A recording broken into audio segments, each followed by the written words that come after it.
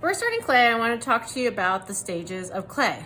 There are, for us, 5 stages, but we'll talk about the elusive sixth stage. And we're going to talk about how to go from a ball of clay to a piece of art that looks like this. So I don't call it the 0 stage, but the 0 stage is slip. Slip is clay that is completely watery, and slip is used, there's something called slip casting. You can make stuff out of slip, but this is really, really watery clay.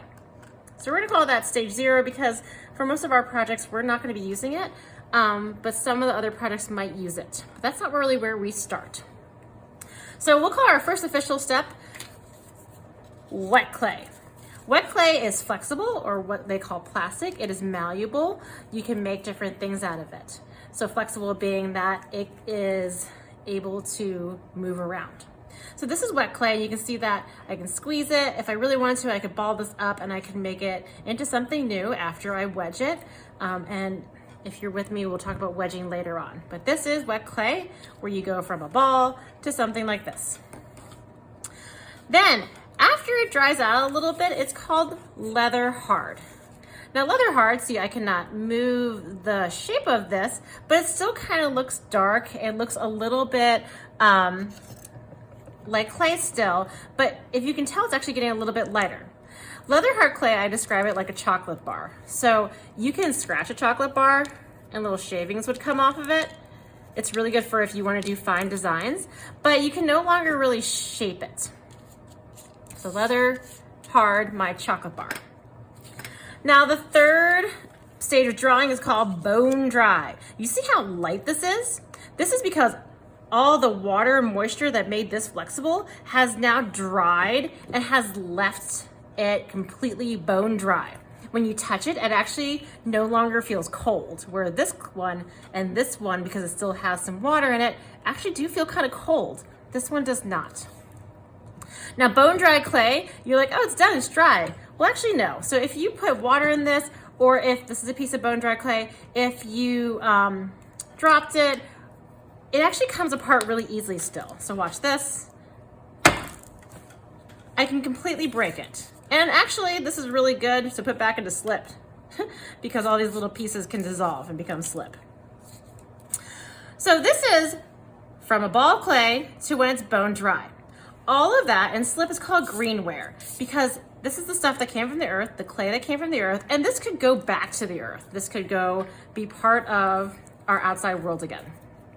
And it can dissolve into slip and turn into mud. Now, once we add fire to greenware, once it's bone dry, it becomes ceramic. So ceramic, you saw how easily this broke. Ceramic is now been fired for us. Ours gets fired at, let's see here. Ours is, for this body of clay, 1,945 degrees. And after it's been fired that hot, it becomes bisque. It is no longer clay. This no longer can go back to the earth. And it's kind of like hard as rock, but still, if I drop this from a high distance, kind of like a mug in your cabinet, it would drop. So that is bisque. You can stop here, you can paint it, do whatever you want, but to make it waterproof, we need to actually put something called glaze on it. So the 5th stage is glazeware. And glazeware, this is a bisque.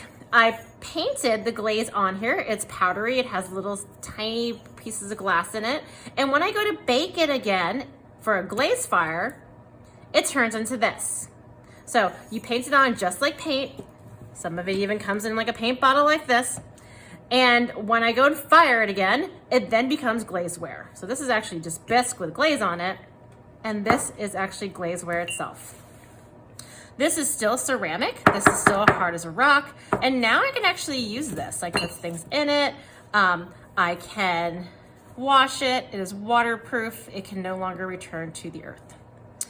So I hope that was helpful to see the different stages of clay and to see how it can go from a ball of clay that could very easily turn back into mud, and how through drying, this takes about a week to get from here to here, to bisquing, baking it very hot, which can take anywhere from 6 to 12 hours, and then glazing it and baking it again after about 2 weeks or more, you can have a pot from a piece of mud or clay like this.